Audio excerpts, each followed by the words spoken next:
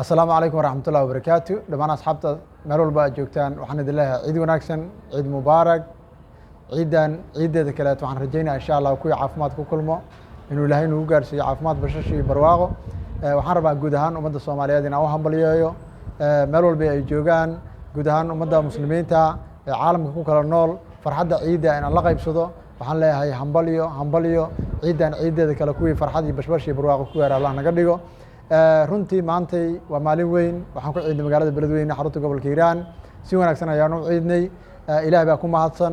waxaan rabaa inaan uga faa'iideysto halkan dhammaan meel walba ay joogtaan. waxaan idin leeyahay kuwii isku hambaliyeeya noqda, iscafiya, guud ahaan sadaqada la baxa, masaakiinta ha la caawiyo, qaraabada ha la booqdo. runtii maantay waa maalin weyn, ha laga faa'iideysto. guud ahaan aan isku duceynayno ummadda Soomaaliyeed nabad iyo barwaaqo iyo bashbash Ilaahay geliyo. kuwii adduun iyo aakhiro liibaan Allah naga dhigo. guud ahaan muslimiinta meel walba ay joogaan, dadka masaakiintana ha la ogaado. cafiskuna mid aad iyo aad u weyn waaye. guud ahaan qof walba qofka kale walaalkiisa ha cafiyo.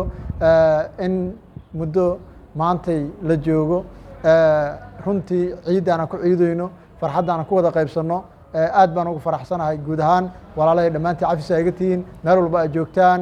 anna waa idin cafiya, dadkana soo cafiyo. asalaamu calaykum waraxmatullahi wabarakaatu.